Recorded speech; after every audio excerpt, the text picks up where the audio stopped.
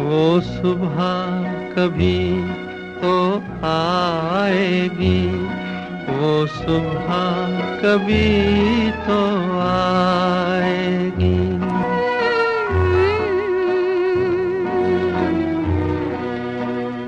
इन काली सदियों के सर से जब रात का आंचल ढलकेगा,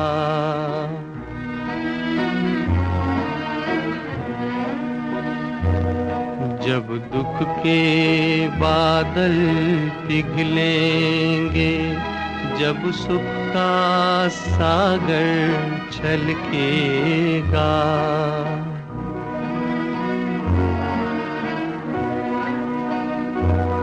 जब अंबर झूम के नाचेगा, जब धरती नगमे गाएगी, वो सुबह कभी तो आएगी, वो सुबह कभी तो आएगी।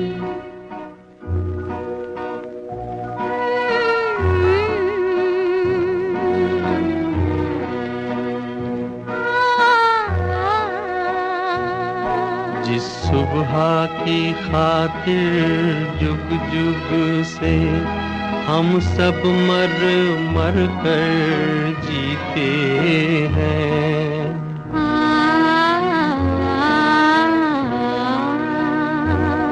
जिस सुबह के अमृत की धुन में हम जहर के प्याले पीते हैं, इन भूखी प्यासी रूहों पर एक दिन तो करम फरमाएगी,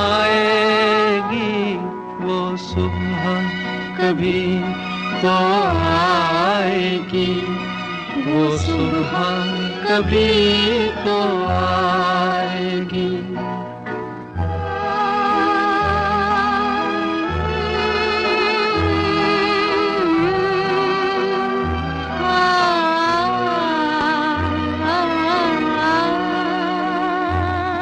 माना के अभी तेरे मेरे अरमानों की कीमत कुछ भी नहीं, मिट्टी का भी है कुछ मोल, मगर इंसानों की कीमत कुछ भी नहीं। इंसानों की इज्जत जब झूठे सिक्कों में ना तोली जाएगी, वो सुबह कभी तो आएगी, वो सुबह कभी तो आएगी।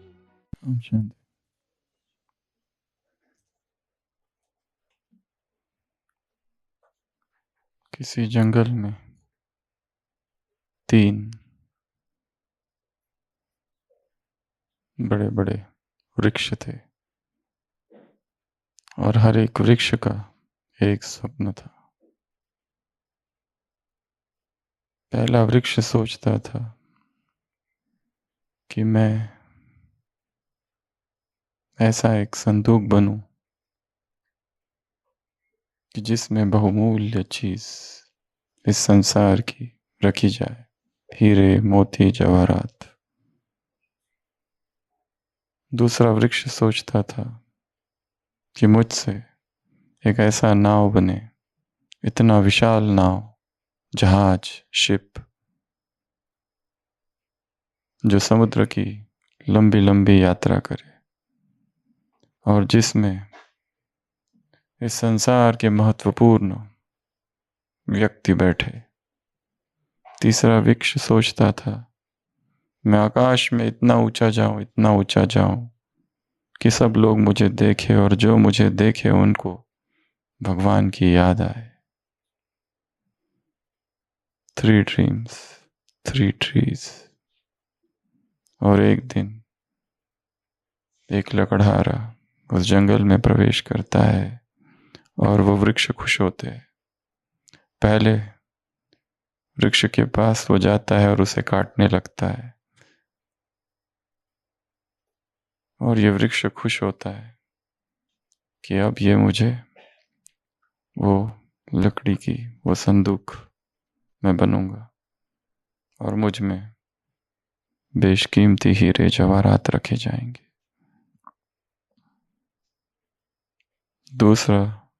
दूसरे पेड़ के पास वो लकड़हारा जाता है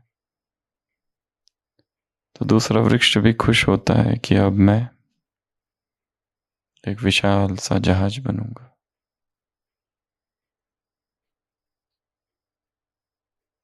और वो लकड़हारा सोचता भी है कि मैं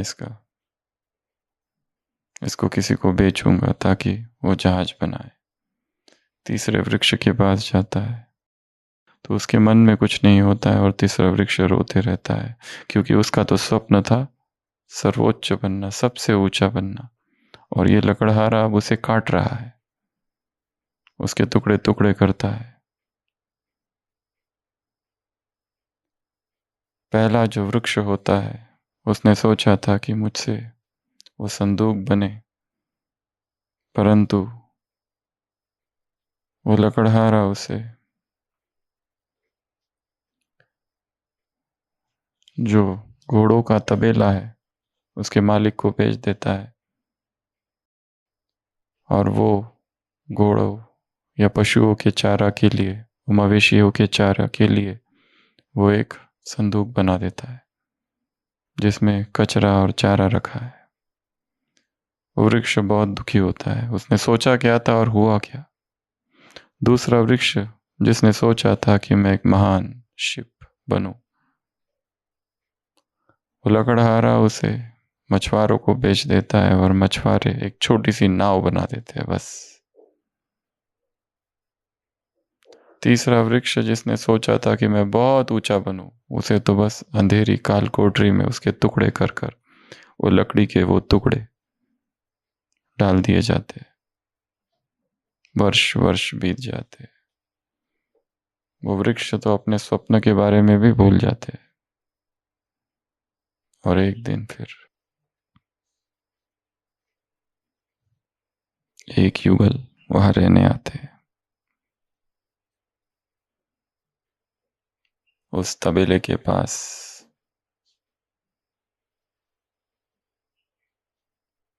और एक इमैकुलेट कंसेप्शन, एक पुत्र का जन्म होता है। उसको रखने के लिए भी कुछ नहीं, तो उसको उसी संदूक, वो संदूक तो नहीं है, वो जो चारा रखने का है उसमें रखा जाता है। एक झील में नाव तूफान आता है, उसमें कुछ लोग हैं, डर जाते हैं, सोए हैं, उठ जाते हैं। वो पानी नाव में घुस रहा है, उसमें एक व्यक्ति सोया है। वो उठता है और कहता है पीस, शांत, और तूफान रुक जाता है।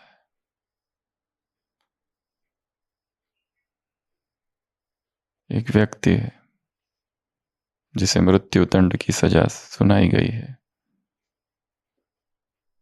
और उसे अपनी लकड़ी खुद ढोने के लिए कहा गया है और फिर लटका दिया। तीनों ही वृक्ष जो थे उनके स्वप्न पूरे हुए, पर उस रीति से नहीं जिस रीति से उन्होंने सोचा था। और जो पहला वृक्ष था उसका क्या बना? वो घोड़े का वो मवेशियों का तबेला। वहां पर जिसने जन्म लिया वो जीसस क्राइस्ट था। क्रिश्चियन स्टोरी है जिसमें कहा गया वो किंग ऑफ किंग्स है। उससे अधिक मूल्यवान और क्या है? उस वृक्ष ने सोचा था ऐसा संदूक बनूं कि जिसमें हीरे जवारात रखे जाए। जीसस का जन्म कहाँ हुआ? उसी तबेले के पास डेविड, जोसेफ और मैरी वहां थे, क्योंकि वहां का जो राजा है बहुत क्रूर है, हेरोड। जैसे यहाँ दिखाया है भारत में कंस का शासन है, देवकी और वसुदेव जेल में, वहां कृष्ण का जन्म। उसी तरह हेरोड ने भी कहा है कि जो जो बच्चा जन्म लेगा सबको मार दिया जाए। वहां क्राइस्ट का जन्म है। और वो जो संदूक है, वो जो लकड़े का बना हुआ है, वो पहला वृक्ष है जिसने सोचा था कि मैं ऐसा गोल्डन चेस्ट, ट्रेजर चेस्ट बनूं जिसमें इस संसार का सबसे बहुमूल्य खजाना रखा जाए। इससे अधिक बहुमूल्य और क्या हो सकता है? दूसरे वृक्ष ने सोचा था मैं एक ऐसा जहाज बनूं जिसमें किंग ऑफ किंग बैठे। गलीली की झील में जीसस क्राइस्ट जा रहा है अपने 12 शिष्यों के साथ और अचानक तूफान आ जाता है और वो सारे शिष्य घबरा जाते हैं। पानी नाव के अंदर जा रहा है और एक व्यक्ति सोया है जो जीसस है, और वो उठता है और देखता है ये क्या हो रहा है। अपने शिष्यों से की तरफ देखता है और कहता है, ओ ई ऑफ लिटिल फेथ, हे कम ईमान वालो, क्या तुम ये भी भूल गए कि नाव में तुम्हारे साथ कौन है? क्यों डर रहे हो? और आकाश की तरफ इशारा कहता है और करता है पीस, शांत, और तूफान रुक जाता है। उस दूसरे वृक्ष ने सोचा था कि मैं जहाज बनूंगा और इस संसार का सबसे महत्वपूर्ण व्यक्ति है वो उसमें बैठेगा। इस जहाज तो नहीं बना, पर बैठा कौन? I am the light of the world. He that followeth me shall not walk in darkness. I am the beginning, the middle, and the end of the world. I am the Alpha and Omega of the world. अहम आदिश्य मध्यस्य, जैसे गीता में है वैसे Bible में है कि मैं ही आदि मध्य और अंत हूं इस संसार का। I am the light of the world. He that followeth me shall not walk in darkness. जो मेरे पीछे आएगा, मुझे फॉलो करेगा, वो अंधकार में चल ही नहीं सकता। वो ईश्वर पुत्र, वो सन ऑफ गॉड उस जहाज में बैठा।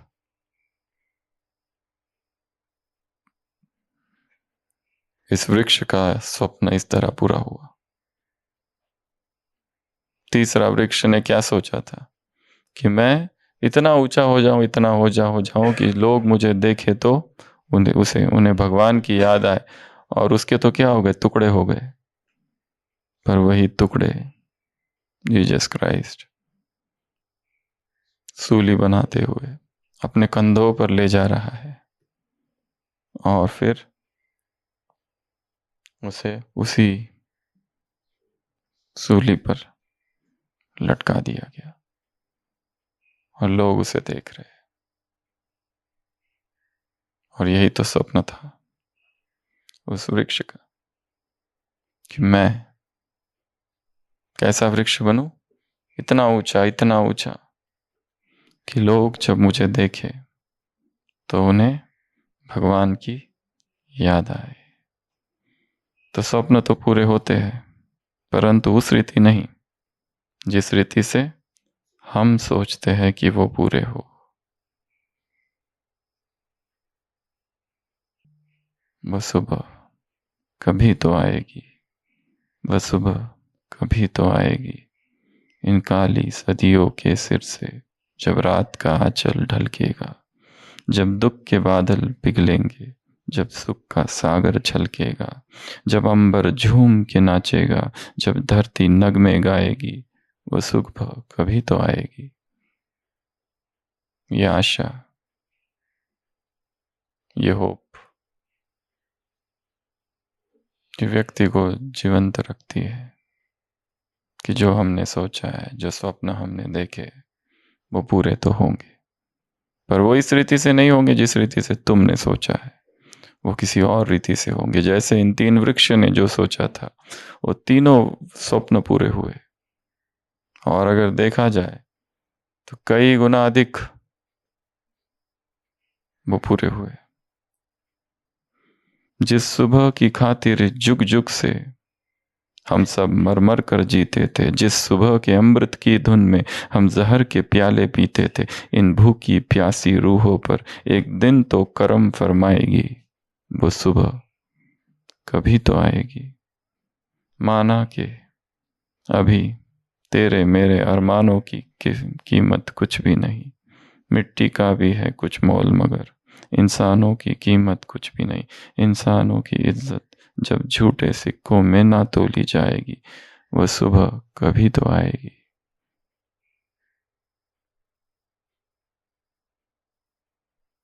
ओस की एक बूंद पत्ते पर है। जापान में कविताएं होती है, हाइकू।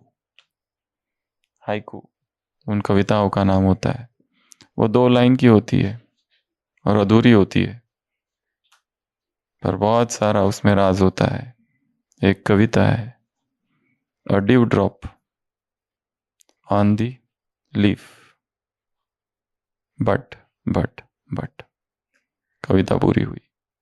ओस की एक बूंद पत्ते के ऊपर, परंतु परंतु परंतु माना कि ये जीवन छोटा है, माना कि सब कुछ क्षणभंगुर है, माना कि सब कुछ ऐसा ही है, नश्वर है, फिर भी फिर भी फिर भी एक आश है। ऐसी ढेर सारी कविताएं हैं, इतनू सी है। कोई कोई तो एक ही लाइन की है बस, उसका अर्थ क्या है तुम सोचते बैठो।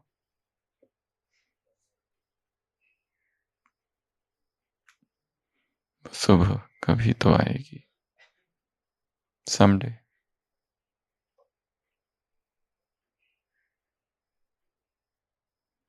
तो आशा नहीं छोड़नी है। कार्य बहुत बड़ा है, सारी सारी अव्यक्त मुरलियां, बहुत ऊंचा कार्य, बहुत महान कार्य, या फिर एकमात्र कार्य इस जीवन का।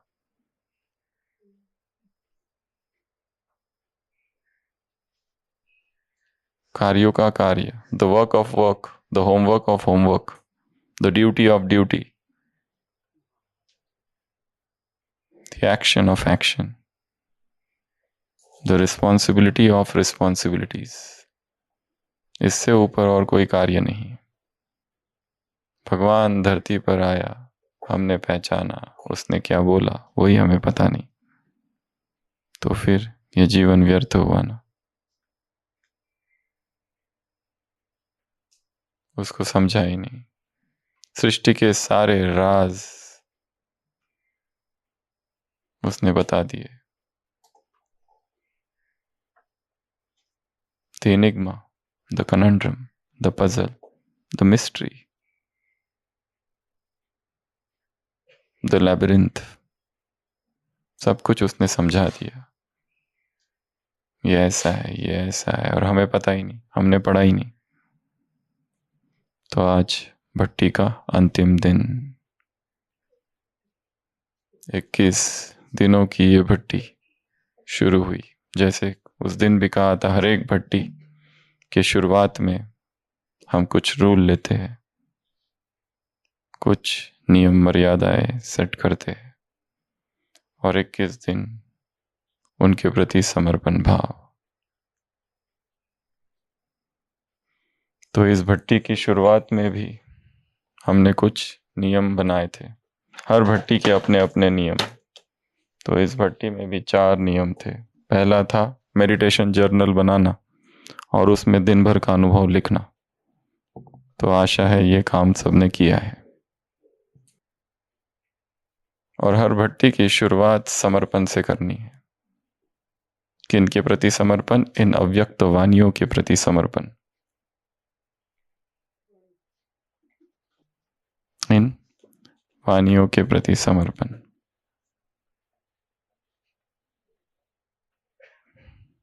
जब तक इनके प्रति समर्पण भाव नहीं है, जब तक इनके आगे साष्टांग दंडवत नहीं करते ये राजी नहीं होती, ये खुश नहीं होती। जब तक इनकी प्रार्थना नहीं करते थाली और दिया लेके, जब तक इनका स्तव गीत स्तवगान नहीं करते तब तक ये खुश भी नहीं होती है।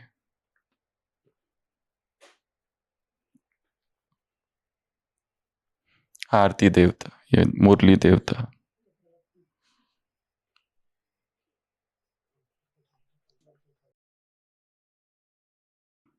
तो इन मुरलियों के प्रति समर्पण, इन मुरलियों के प्रति धन्यवाद।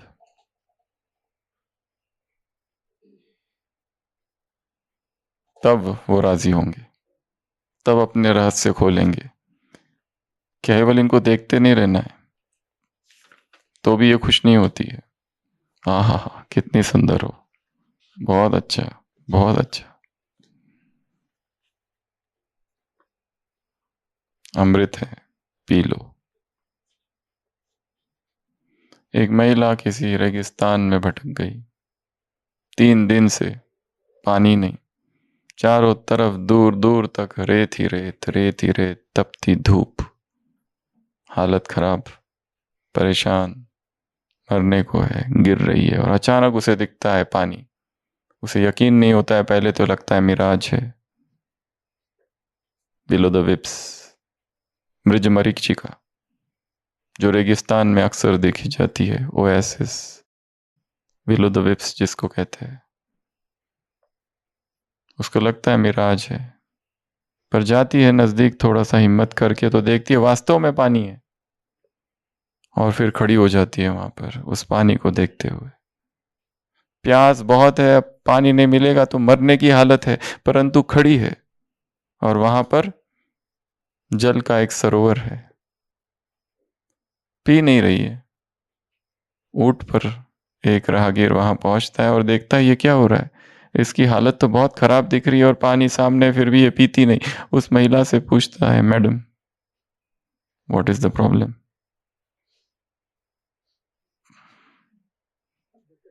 तुमको देख के ऐसा लग रहा है कि तुम्हें पानी की बहुत प्यास लगी हो, मरने वाली हो, फिर भी पानी पीती क्यों नहीं?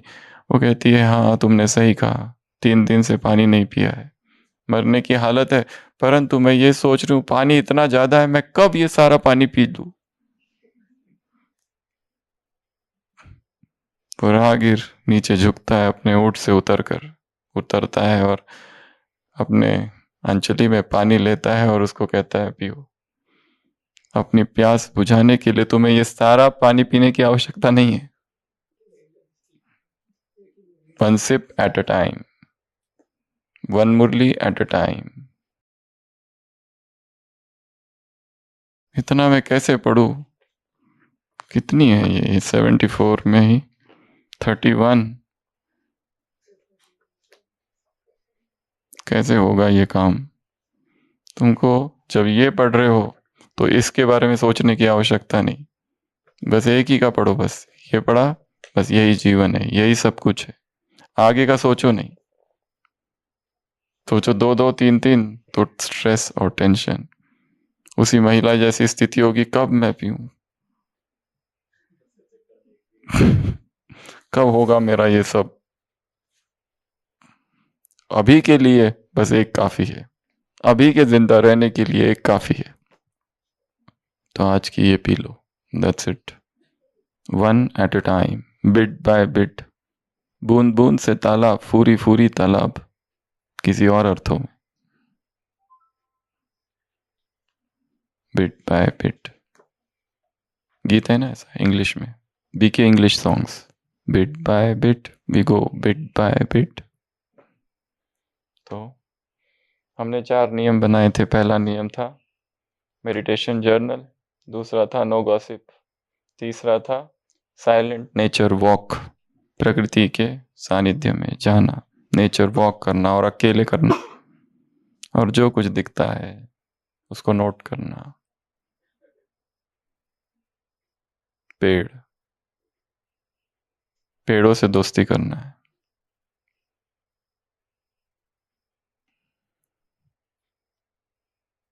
चौथा इंटेरियोराइजेशन, भीतर प्रवेश, खुद के। बाहर बहुत देख लिया, मुरली देखो, पढ़ो और भीतर प्रवेश करो, मुरली पढ़ो और भीतर प्रवेश करो। तो इन 4 रूल्स के साथ भट्टी की शुरुआत हुई थी। आज अंतिम दिवस भट्टी का। तो इस भट्टी में हमने कितनी मुरलियां पूरी की? 7, और 7 पर आपने एग्जाम दी 14, और 35 कितने हो गए? 49।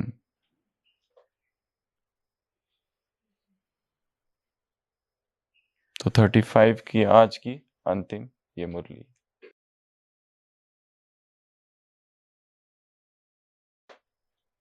तीन तख्त की चर्चा है। पहला तख्त साक्षी का, दूसरा भगवान का हृदय सिंहासन, और तीसरा विश्व का, भविष्य का विश्व सिंहासन। साक्षी की साधना है। एक है बाहर साक्षी होकर देखना, विश्व को, आत्माओं को, ड्रामा को, सीन्स को, अपने पार्ट को, वगैरह वगैरह।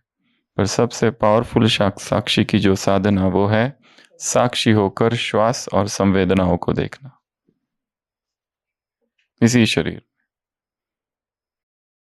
जैसे ही श्वास की गति बदलती है, अंदर विकार जगते हैं। श्वास और विकार जुड़े हुए हैं। अभी अभी हम अगर देखें अपना श्वास कैसा चल रहा है, तो उसकी एक अपनी गति है। जैसे ही अंदर हलचल होती है, श्वास की गति बदलती है। अंदर विकार जगते ही श्वास की, अंदर हलचल, अंदर बेचैनी, अंदर दुविधा, अंदर कंफ्यूजन, अंदर भय, श्वास की गति बदलती है। साक्षी होकर इस श्वास को देखना, आ रहा है, जा रहा है, आ रहा है, जा रहा है। देखते देखते धीरे धीरे अपने आप मन शांत होता है। ये पहला साक्षी। और दूसरा, इस शरीर पर जो सेंसेशंस उत्पन्न हो रहे हैं, अच्छे और बुरे, सारे विकारों की जड़ तो यही है।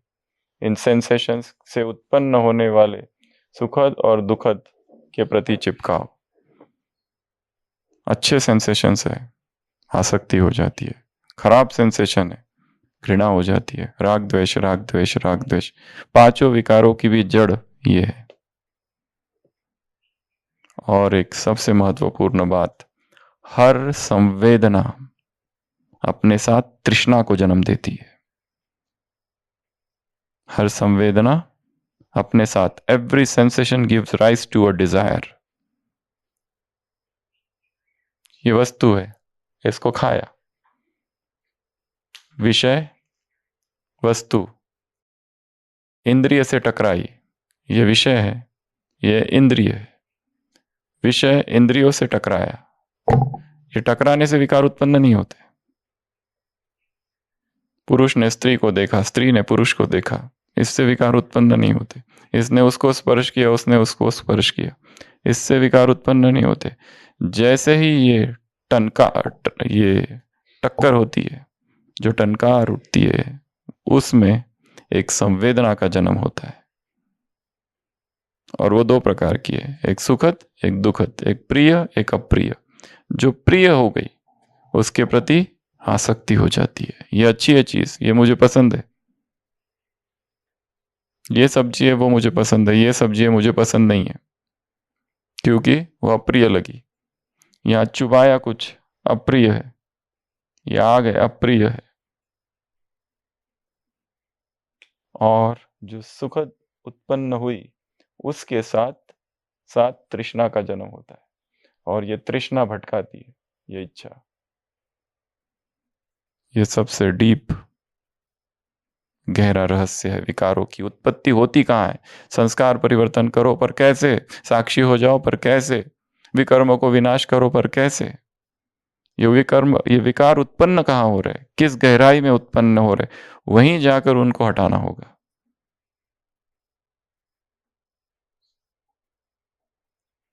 कि यहां हो रहा है, हम कहते हैं आत्मा मन बुद्धि संस्कार से बनी है, पर हर संस्कार संवेदना के रूप में आता है, और वो संवेदना तृष्णा को जन्म देती है। इसी को साक्षी होकर देखते रहना। यहाँ दर्द हो रहा है घुटने में, देखते रहो, हिलना नहीं, देखते रहो उसे, वो चला जाएगा चला जाएगा, जब तक देख सको देखो। यहाँ पे खुजली, यहाँ पे गर्मी, यहाँ पे सिहरन, यहाँ पे भारीपन, यहाँ दबाव, कुछ तो हो रहा है, उसे उत्पन्न नहीं करना है, उसे केवल देखना है, बस यही काम है। तो सबसे पहला है साक्षी, और साक्षी बाबा ने कहा साथी हो बाप के, तो साक्षी हो। भगवान खुद ही साक्षी है, वो कुछ भी इंटरफियर ही नहीं करता, देखते रहता है बस। ये सबसे बड़ा काम है, साक्षी रहना। साक्षी साधना भी है, साक्षी परिणाम भी है। दूसरा, भगवान का दिल तख्त, कौन बैठ सकता है इसमें? जो सपूत है। किसी मुरली में बाबा ने कहा था ये तख्त बहुत पवित्र है, केवल जो पवित्र है वही इस पवित्र तख्त पर बैठ सकते हैं। जो मास्टर सर्वशक्तिवान की सीट पर है वही बैठ सकते हैं। तीसरा, भविष्य का तख्त है। तो आज की मुरली की शुरुआत कहाँ से? इन 3 तख्त से। इस पर बैठ के रहना है। और ये साक्षी सबसे महत्वपूर्ण तो यही है, साक्षी वाला। साक्षी होकर देखते रहना है। एक तो श्वास को, संवेदना को, ये 2 हो गया। दूसरा, इस ड्रामा को, आत्माओं को, स्वयं के पार्ट को, जो कुछ हो रहा है यहाँ पर। कल भी कहा ना, ये साइड सीन्स है, छोटी छोटी बातें हैं, मनोरंजन, मूंझना नहीं है, विस्तार नहीं करना है, उसका प्रभाव में नहीं आना है, समय नहीं गंवाना है।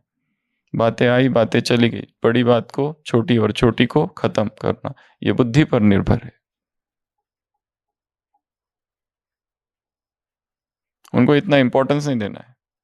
हम सोच सोच के उन बातों में अपनी सकाश देकर उन्हें शक्तिशाली बनाते हैं, उनमें जान फूकते हैं, उनको ऊपर सोच कर। बातें आई चली गई, हजारों बातें हर एक के जीवन में आती रहती है, आती है जाती है, आती है जाती है। किस किस का हिसाब रखे?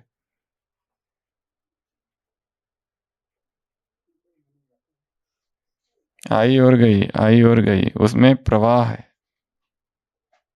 दे are in flux, let them flow. Floating है वो, होल्ड नहीं करो, वो चला गया। इंग्लिश में कहावत है, you cannot step into the same river twice. You cannot put your step into the same river. नदी बह रही है, पैर रखा, पैर उठाया, फिर रखा, पर नदी बदल चुकी है, पानी बदल गया है, पानी तो बह गया। अब वही पानी है क्या? पैर रखा, उठाया, फिर पानी, पैर रखा। क्या ये वही हॉल है जिसमें हम कल बैठे थे? क्या ये वही है क्या? सब बदल गया है, सारा प्रकंपन से भरा हुआ है, बना हुआ है, सब कुछ, सारे प्रकंपन बदल गए, व्यक्ति बदल गए, लोग भी बदल गए। जो कल थे आज थोड़ी ना है। उस सीट पे कल सुशील भाई बैठे थे, आज थोड़ी बैठे हैं। वो कल वाले जो थे आज थोड़ी ना है। पल पल बदल रहा है सब कुछ, प्रकंपन प्रकंपन बदल रहे हैं, सूक्ष्म शरीर बदल रहे हैं।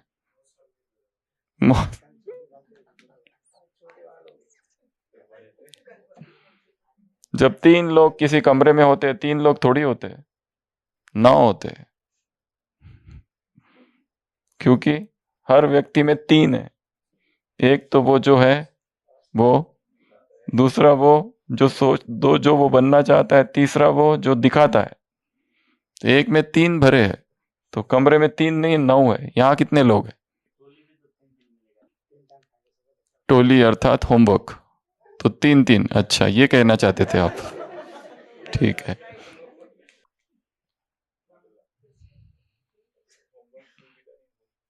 होमवर्क और क्लास वर्क, ये 2 अलग अलग काम है। क्लास वर्क में होमवर्क नहीं करना है, क्लास वर्क अलग, होमवर्क अलग। क्लास में क्लास वर्क।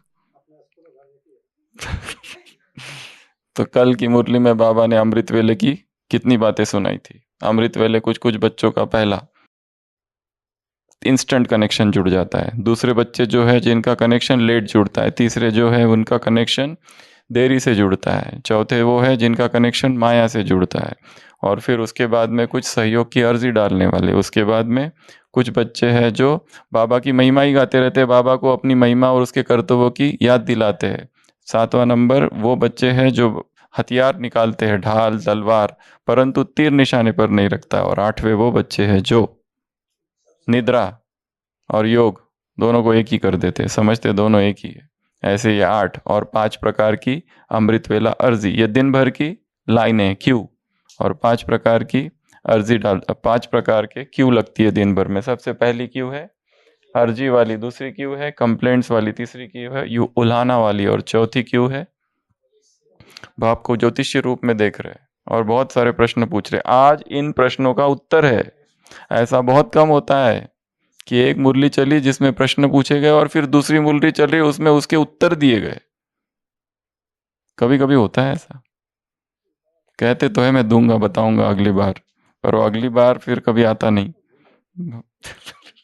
इस बार आया है। जो पहली मुरली में बाबा ने जो प्रश्न पूछे, और पांचवा रॉयल मांग, तो अमृत वेला सारे दिन भर ये 5 क्यू, और वो 8 बातें अमृत वेले की जो हमने कल देखी थी। तो इस मुरली में बाबा ने क्या बताया, उसके उत्तर, जो हमने कल ढेर सारे प्रश्न देखे थे।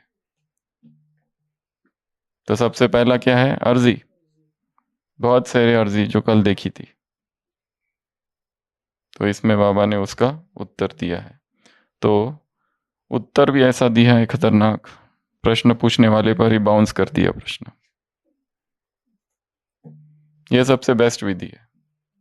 अगर भाषण दे रहे हो, एक भाषण की एक ट्रिक, अगर कोई प्रश्न पूछ ले अचानक से बीच में, तो क्या करना, अरे कोई बता सकता है इसका उत्तर, कोई भी बताओ, ऐसे ऑडियंस में फेंक देना। तब तक सोचने के लिए थोड़ा मौका मिल जाता है। ये युक्ति है। तो बाबा ने कहा भिन्न भिन्न प्रकार की अर्जी डालते, ये दे दो ये दे दो। ऐसी अर्जी डालते हो तो ये याद नहीं आता है कि बाप दादा बच्चों को स्वयं से भी ज्यादा हर कार्य में आगे रखते हैं। तो बाबा को क्या क्या कहते हैं, बुद्धि का ताला खोल दो, ये खोल दो। जब सर्वशक्तियां पावर्स बच्चों को दे दिए तो बालक समाधि अर्जी क्यों डालते हो, पहली बात तो डालते क्यों हो, ये है उत्तर। पहला था ना एप्लीकेशन, तो पहले तो तुमको इतनी शक्तियां दे दी तो तुम पूछते ही क्यों हो, तुम्हारा तो सवाल ही गलत है। दूसरा, जैसे बाप बुद्धि का ताला खोल सकता है, संस्कार बदल सकता है, तो क्या आप लोग ये नहीं कर सकते, इतना भी नहीं आता है तुमको। यही प्रश्न था ना कल, पति का ताला खोल दो, सास का क्रोध कम कर दो,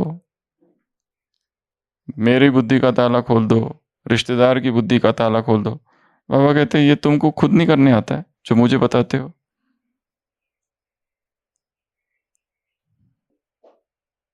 बाप दादा ने तुम लोगों को अनुभव ही बनाया है। जैसे बाप ने तुम्हारा खोलो, तुम दूसरों का खोलो, खत्म। ताले की चाबी कौन सी है, सर्वशक्ति है जो तुमको दे चुके हैं।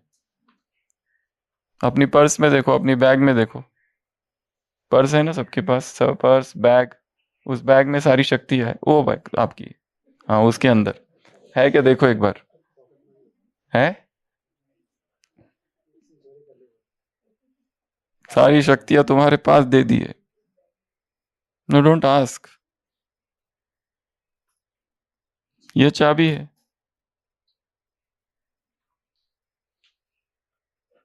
ये है उत्तर सभी प्रश्नों का। और दिव्य दृष्टि की मेरे पास है, पर उसकी तुमको जरूरत भी नहीं है। कल भी पूछा ना संडे में, कल शाम को, ये तुमको दे दूं क्या फायदा, उससे क्या होगा, ज्योति बिंदु का साक्षात्कार, उससे क्या होगा। दूसरा उल्हाना, बाबा ने कहा तुमने इतने सारे जो कल प्रश्न पूछे ना जो हमने गिना है, उल्हाने तब देते हो जब तुम नॉलेजफुल नहीं हो।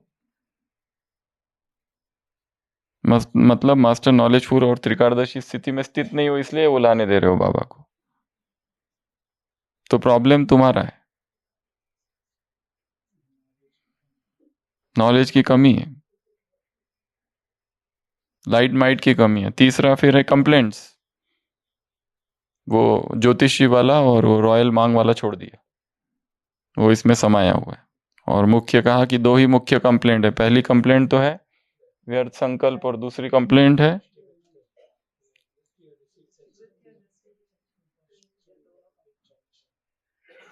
कौन सी कंप्लेंट है दूसरी? चंचल होती है। ये दो कंप्लेंट है और इस पर फिर मुरली का विस्तार है।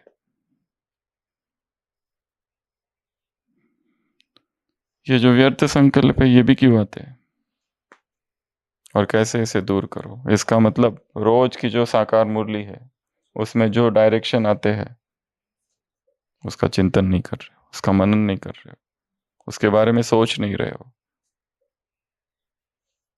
इस साकार मुरली का क्या करना है पहले थोड़ा सा ये देखते हैं। उसको दो बातें करनी है।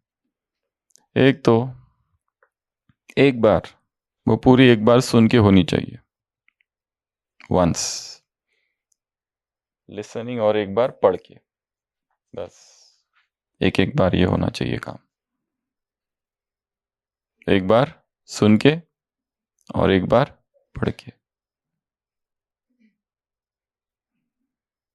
उसमें से पॉइंट्स उठा लेने जो नए नए पॉइंट्स है, जो एकदम नए जैसे लग रहे हैं। जैसे परसों परसों था शायद ना, ये नया पौधा है, पवित्र पौधा है, कुछ तो नया मिल गया, कुछ तो नई पॉइंट आ गई, उसको पकड़ लो और उठा लो और उसके बारे में सोचो। कल की मुरली नेति नेति, वो संसार के लोग नेति पर पाया किसने? तुम भोली माताओं ने, तुम भोली आत्माओं ने, तुम साधारण आत्माओं ने, तुम गरीब आत्माओं ने। वो अरब खरब पति निवास नहीं है, वो गरीब निवास है। तो कुछ ना कुछ नया है हर मुरली में, उसको क्या करना है? उठा लेना है, चिंतन कर लेना। बाबा ने कहा तुम्हारे तीन कर्तव्य है। क्या तीनों कर्तव्य हो गए क्या? एक तो ज्ञान का सिमरन करना, विकर्मों का विनाश और विश्व का कल्याण। जो इतने आराम से बैठे हो, जो सोचते हो तुम्हारा माइंड फ्री है अब क्या करूं, ये सारे काम हो गए तुम्हारे? विकर्म विनाश हो गए, विश्व का कल्याण हो गया, या मुरली का सिमरन हो गया? ये तीनों काम नहीं हुए और फिर व्यर्थ खाली बैठे रहते हो और फिर पूछते रहते हो। तुम जिम्मेदारी का ताज पहनो, यहां तख्त बोला और ताज और तख्त दोनों। टाइम कैसे है तुम्हारे पास, वही तो समझ नहीं आ रहा है। इतना टाइम कैसे है जब इतने तीन बड़े बड़े काम तुम्हारे बाकी है? तो आज का होमवर्क नंबर 1, ब्राह्मणों के बचे हुए कर्तव्य कौन कौन से हैं? The pending duties of Brahmins. ऐसे कौन से काम है जो अभी भी बाकी है? वो ये मत बता देना मेगा प्रोग्राम करना है, सेंटर बनाना है, रिट्रीट, ये वाले नहीं है, बड़े वाले बताना। थोड़े बड़े वाले कार्य कौन से कार्य है? ऐसे कार्य से जो भी ज्यादा शब्द प्रयोग करो, कर्तव्य कौन से कर्तव्य है अनडन है, जो अब तक अनफुलफिल्ड है, अब तक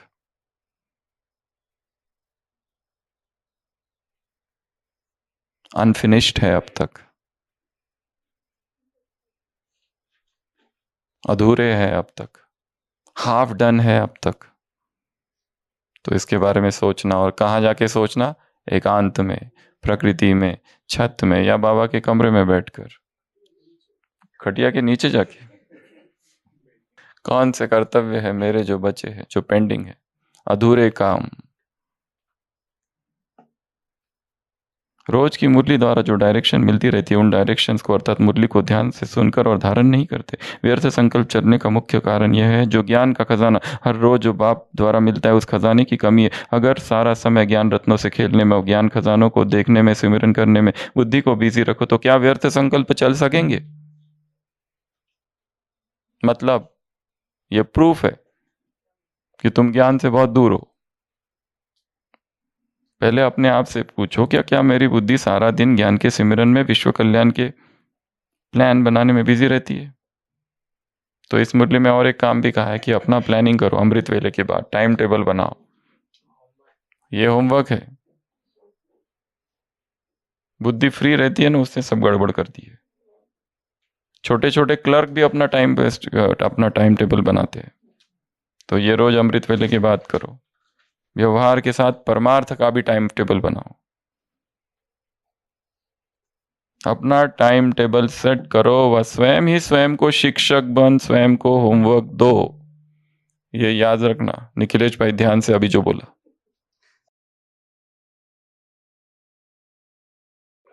जैसे शिक्षक स्टूडेंट को होमवर्क देते हैं, इसमें बुद्धि बिजी रहती है, इस प्रकार रोज अपने आप को होमवर्क दो और फिर साक्षी होकर चेक करो कि होमवर्क में बिजी है या माया के आकर्षण में होमवर्क भूल गए। कईयों ने इस बार होमवर्क छोड़ ही दिया है, मतलब लास्ट टाइम हमने किया था, ट्रॉफी मिल गई, अभी नहीं करना है। एक बार हमने किया, अभी बार बार थोड़ी करना होता है।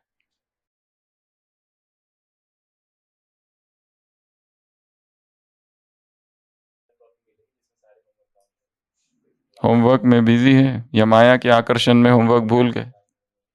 ये होमवर्क इसलिए है ताकि बुद्धि बिजी रहे, नहीं तो इस संसार में इतनी माया की पूछो मत।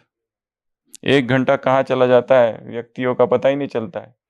2-2 सेकेंड के shorts, YouTube reels and Insta reels and YouTube shorts, उसमें बैठे रहते हैं, देखते रहते हैं, जोक्स, कमेंट्स, लाइक्स, पति पत्नी के जोक्स, कुछ ना कुछ आते ही रहता है। एक एक से 2-2 मिनट का, 1-1 मिनट का, 2-2 मिनट का, 1 घंटा गया 10-10 सेकेंड के। और ये बुद्धि को एकाग्र होने से, ये बुद्धि का शत्रु है। बुद्धि की जो एकाग्रता है वो नष्ट हो जाती है, और बुद्धि को एक आदत पड़ जाती है नई नई चीजें देखने की।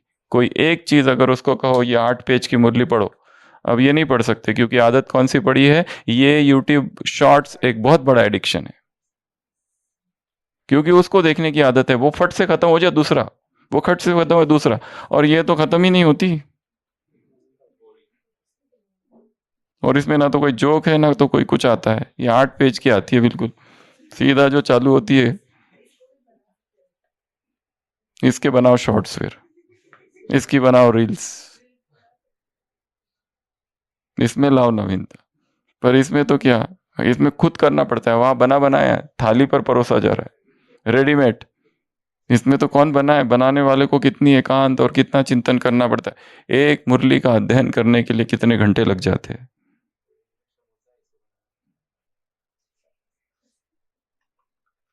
दिन भर में पता नहीं क्या क्या देखते रहते, रेसिपीज।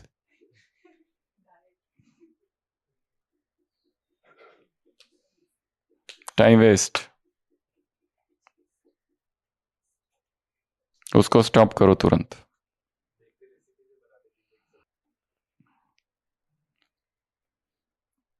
अपना टाइम टेबल सेट करो और स्वयं ही स्वयं को शिक्षक बन। निखिलेश भाई सुना ना, स्वयं को होमवर्क दो।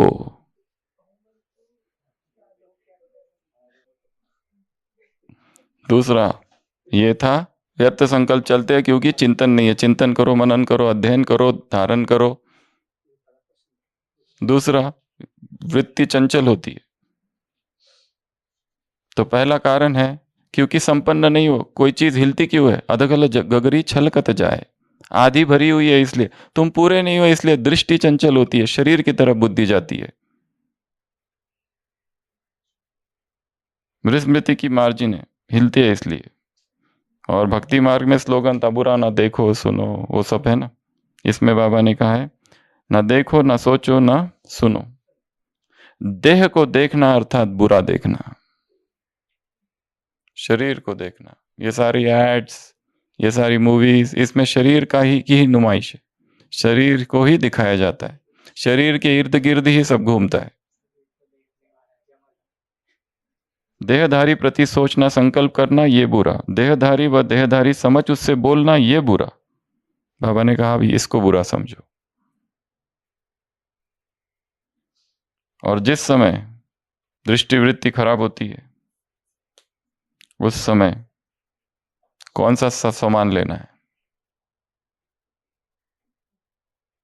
रव रव नरक वासी हूं, विष्ठा का कीड़ा हूं, जिम्मेवार नहीं जमादार हूं। और एक बात कि मेल, समझो कोई मेल की फीमेल की तरफ दृष्टि जाती है या फीमेल की मेल की तरफ जाती है, तो क्या बाप सर्व रूप धारण नहीं कर सकता? साजन व सजनी के रूप में भी बाप से सजनी बन व साजन बनकर अतीन्द्रिय सुख का जो रस सदा सदा काल स्मृति में और समर्थि में लाने वाला है, वह अनुभव नहीं कर सकते? तो कुमार बाबा को क्या समझेंगे आज से? सजनी। बाबा कौन है? सजनी, गर्लफ्रेंड। वो कुमारिया, उनके लिए तो आसान है थोड़ा। साजन, साजन। तो कोई गर्लफ्रेंड की तरफ बुद्धि नहीं जाएगी।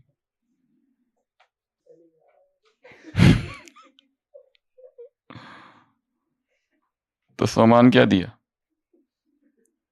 इष्ट का कीड़ा और नरकवासी जमादार। ये 3 बातें याद रखना, और भी बहुत है, सुनो। अपना एक फोटो निकालो, आज ही निकाल के रखना। इसमें निकाला नहीं, वो ग्रुप में भेजेंगे निकाला हुआ। टोकरी उठाते हुए, टोकरी में क्या है? गंदगी। जैसे कोई गंदगी उठाने वाला हो, टोकरी पर टोकरी गंद का उठाया, ऐसा चित्र निकालो। अपना एक फोटो निकालो, सेल्फी। ऊपर टोकरी, एक तरफ ये चित्र, एक तरफ मास्टर सर्वशक्तिवान का चित्र, और एक तरफ ये। जब दृष्टि और वृत्ति चंचल होती है, उस समय यह फोटो देखो। मैं क्या कर रहा हूं, क्या उठा रहा हूं।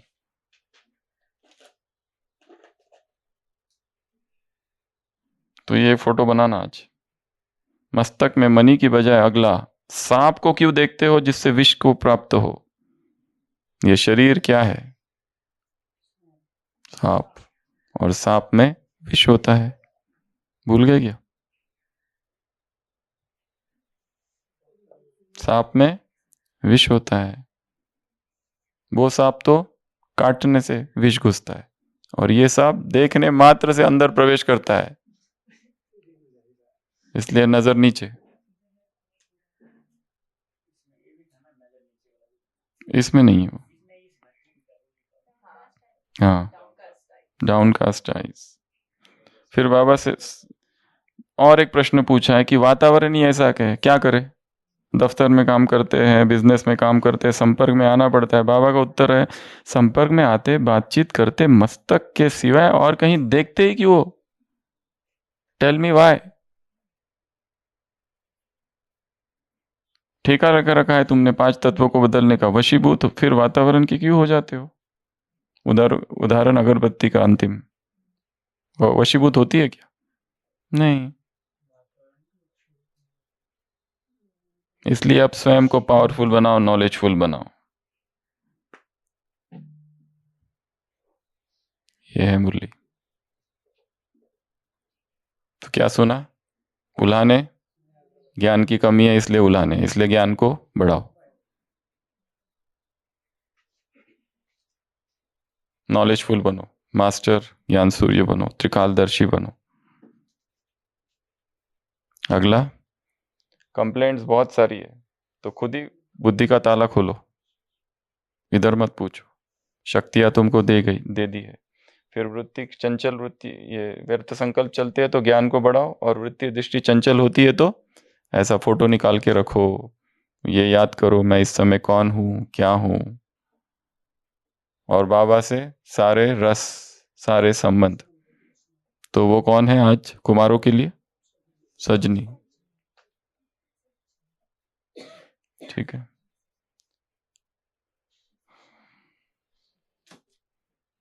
तो इन 35 मुरलियों का क्या करेंगे? वो दरवाजा बंद कर दो, कोई भागने ना पाए।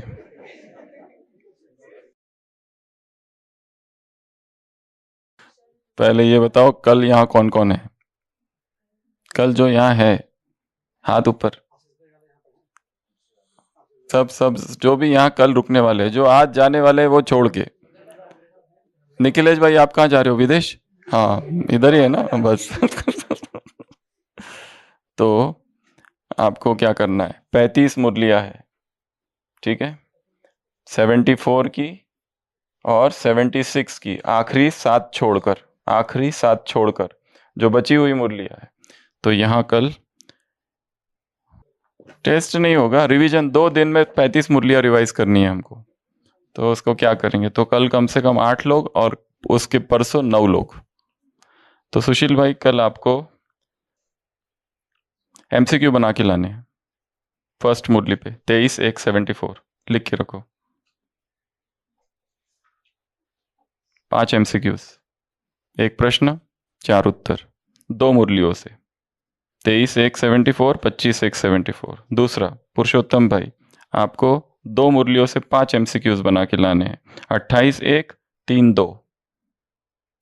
विठल भाई, आपको 2 मुरलियाँ 2-6-2-20-2 से कितने एमसीक्यूज लाने हैं? 5। आशीष भाई, ये 2 मुरली आपको पढ़नी है, इसमें से एमसीक्यू बना के लाने हैं। एमसीक्यू बनाना मतलब प्रश्न और जिसके 4 उत्तर, मतलब आपको प्रश्न पेपर सेट करने की प्रैक्टिस करनी है। 15-4-24-4। निखिलेश भाई, 28-4-2-5। ये 74 का चल रहा है सब। मनी भाई, 16-5-25। कितने लोग हो गए? 5। 2 मुरली से 5 एमसीक्यूज। कितने लोग हो गए? 6 ना? 6 हो गए। अरविंद भाई, 23-5-27-5। रविनेश भाई, 30-5-18-6। कितने स्पीकर्स हो गए? 8 हो गए। जिनका 1 2 3 4 5 6 7 8, तो कल 8 स्पीकर भाई। कल बहन है, परसों बहन है, वो 9। ठीक है, तो वो आज अभी दे कि बाद में दे? नहीं, अभी देंगे तो वो उतना ही पढ़ेंगे बस, कल का नहीं पढ़ेंगे।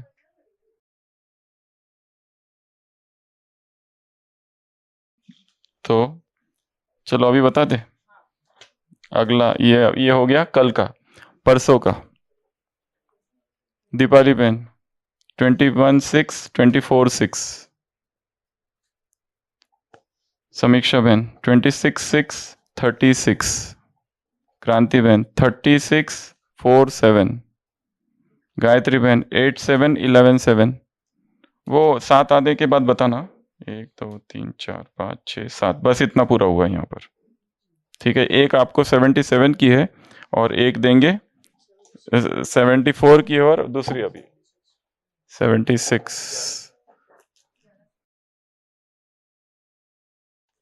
9-1-70। ये 75 की नहीं अच्छा, इसमें 76। Okay wait 18-1-76।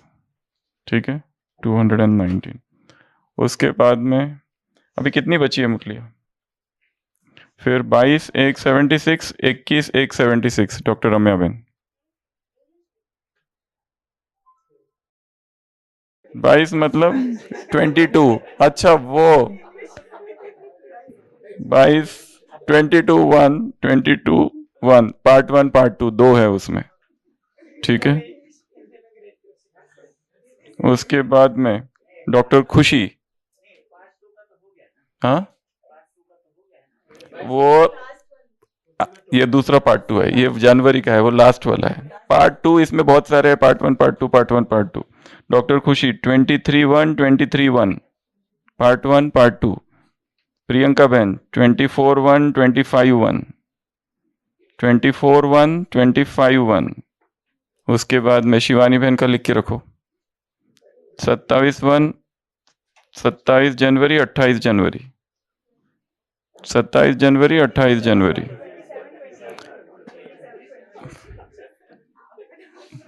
पहले तो ये अध्ययन करना है, मुरलियाँ छोड़ो, मुरलियों को बाद में देखेंगे। उसके बाद में अगला अपना त्रिवेणी बहन 1-2-76 2-2-76।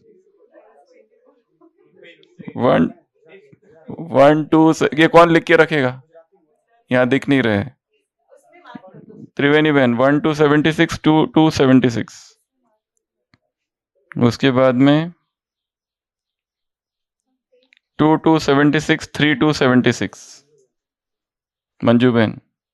और कोई बहनों में इधर रुकने वाले हैं परसों?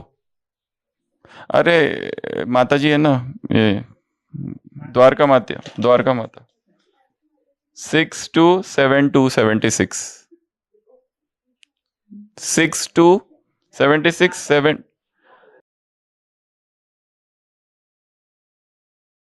परसों कौन पहने हैं बता दो, कोई है इधर परसों? हाँ डॉक्टर दिव्या, और यस यस 27282। अरे नहीं नहीं नहीं नहीं नहीं, एक मिनट एक मिनट, ये तो इसमें चले गए हम। एक मिनट एक मिनट एक मिनट, 7 को हटाना था। Wait wait wait wait wait,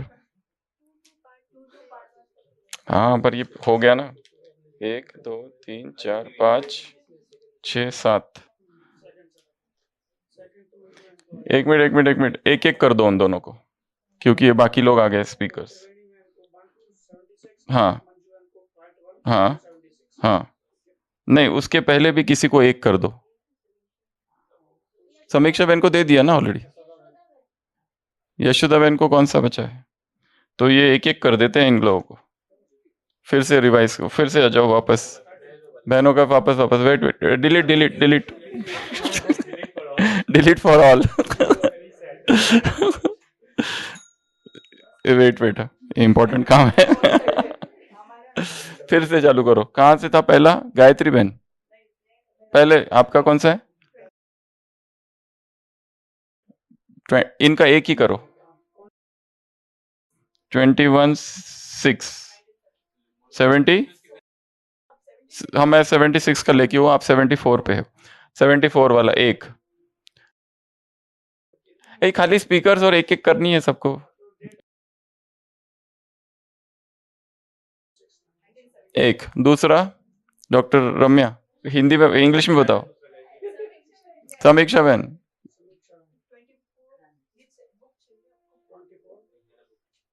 वो मेरे पास दूसरी बुक है अभी, ये है इधर पर, वैसे ही बताओ। अगला, हाँ तो 30 वाला अब आगे दे दो।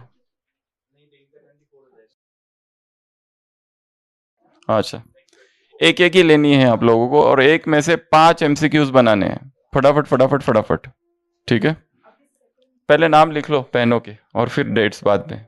1 2 3, हाँ ये क्रांति बहन, गायत्री बहन आ गया, गायत्री बहन, डॉक्टर खुशी, प्रियंका बहन, प्रियंका बहन, त्रिवेणी बहन, मंजू बहन, द्वारका माता, यशोदा बहन और रम्या बहन, रम्या बहन हो गया सारे। डॉक्टर दिव्या, तो ये सबको एक एक एक एक मुरली आप ले लो। कितनी बची है वो देख लो, एक के बाद एक के बाद एक ले लो सारी। चलो मैं ही दे देता हूँ, कहाँ से बचा था बताओ? 12 हो गए ना। 21 6 74 और 1 2 3 4 5 6 7। हाँ दीपाली बहन का 21 6। अगला आप नाम बताओ। 24 6 74। उसके बाद में 26 6 74। उसके बाद में 36 74 6 36 74। उसके बाद में 36 74 पार्ट 2। हाँ उसके 2 पार्ट है, पार्ट 2 कोई भी, 36 74 36 74 पार्ट 1 पार्ट 2। उसके बाद में 4 7 74, कौन है? मंजू बहन। उसके बाद में, अब वो छोड़ो, उसके बाद में 8 7।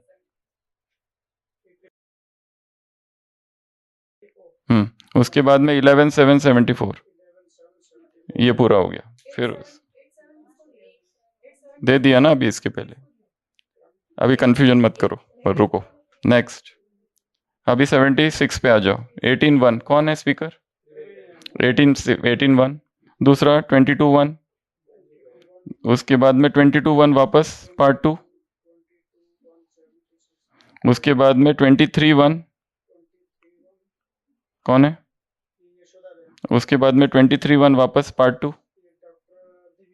हाँ उसके बाद में द्वारका माता 24 1। उसके बाद में 21 25 1 प्रियंका बहन को दिया है, अब पहले नहीं गया ना अभी तक। नेक्स्ट कौन है स्पीकर आपका? प्रियंका बहन को डालो। 25 1 ये फाइनल है आपका। 25 1। फिर उसके बाद में और कौन है बहनों में? शिवानी बहन को अभी डालो 27 1। जनवरी। फिर उसके बाद में 3 और चाहिए। बहनों में कोई रुकने वाले हैं परसों? न्यू कमर्स क्वेश्चन निकालने हैं, 4 उत्तर बनाने हैं, मेहनत का काम है। परसों कौन रुकने वाला है? गीता बहन रुकने वाले है क्या इधर? नहीं रुकने वाले हैं। और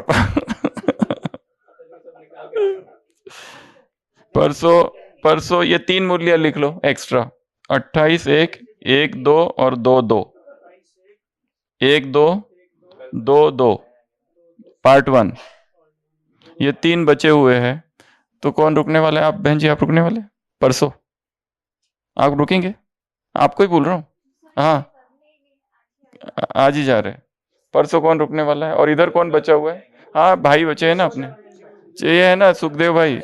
अरे रुको, सुखदेव भाई को डालो एक इसमें। सुखदेव भाई बचे हुए हैं और ये इनका तो हो गया। और कौन बचा हुआ है? हाँ दे दिया। देवेंद्र भाई को डालो, 2 डाल दो। एक चिमन भाई को डालो, एक देवेंद्र भाई को डालो। बस डन डन डन डन। चलो इसको पोस्ट कर देंगे नाम सहित। रविनेश भाई योर वर्क, ठीक है। तो ये काम है। तो 2 दिन रात पढ़ाई करनी है, ठीक है। आप पूछेंगे फटाफट, आप आओगे, आपके पास 5 प्रश्न रहेंगे, 1 प्रश्न 4 उत्तर, 1 प्रश्न 4 उत्तर, और वो बहुत रेलेवेंट होने चाहिए। चिंतन करके प्रश्न बनाने, ऐसे ही प्रश्न नहीं बनाना है, अच्छे वाले प्रश्न, ठीक है। और अगर हो सके तो ये सारे प्रश्न, कितने प्रश्न हो जाएंगे इतने 100 के ऊपर हो जाएंगे, वो सारे हम ग्रुप में पोस्ट कर सके ऐसे टाइप करके लाओ तो अच्छा है। रिटर्न नहीं लाना है, टाइप मोबाइल के 1 प्रश्न 4 उत्तर, जैसे आपको आता है वैसे ही जो उत्तर आते हैं ना, 1 मुरली के 5 बनाएंगे सभी। हाँ आपके 2 के 5 है, जो भी है। इन काली सदियों के सिर से जब रात का आंचल ढलकेगा, जब दुख के बादल पिघलेंगे, जब सुख का सागर छलकेगा, जब अंबर झूम के नाचेगा, जब धरती नगमे गाएगा, वो सुबह हम ही से आएगी। गीत था वो सुबह कब आएगी, ये गीत है वो सुबह हम ही से आएगी। जिस सुबह की खातिर जुग जुग से हम मर मर के जीते थे, जिस सुबह की अमृत की धुन में हम जहर के प्याले पीते थे। अच्छा, इस भूखी प्यासी रूहों पर एक दिन तू करम फरमाएगी, वो सुबह हम ही से आएगी। ओम शांति।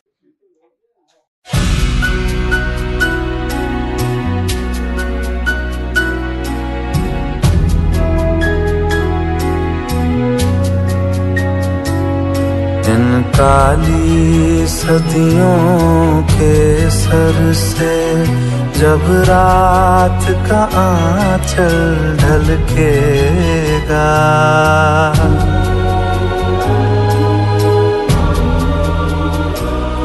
जब दुख के बादल पिघलेंगे, जब सुख का सागर छलकेगा, जब अंबर झूम के नाचेगा, जब धरती नगमे गाएगी, वो सुबह हमी से आएगी, वो सुबह हमी से आएगी, वो सुबह हमी से आएगी, वो सुबह हमी से आएगी।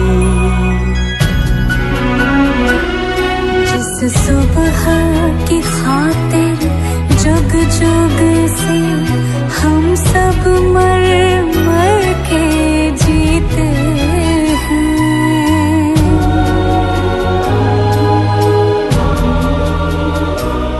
जिस सुबह के अमृत की धुन में हम जहर के प्याले पीते हैं,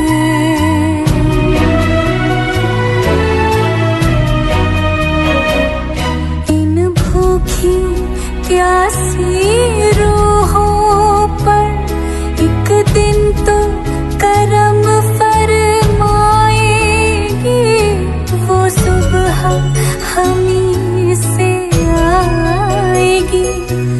सुबह हमीं से आएगी।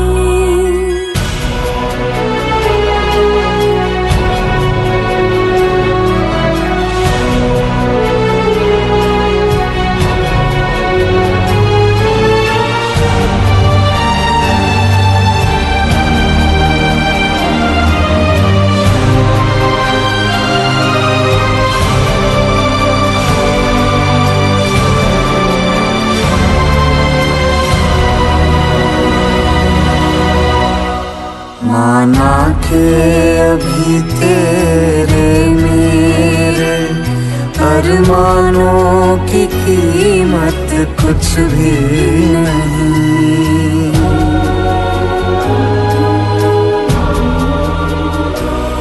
मिट्टी का भी है कुछ मोल मगर इंसानों की कीमत कुछ भी नहीं। इंसानों की इज्जत जब झूठे सिक्कों में न तोली जाएगी, वो सुबह हमीं से आएगी। वो सुबह हमीं से आएगी। वो सुबह हमीं से आएगी। वो सुबह हमीं से आएगी। वो सुबह हमीं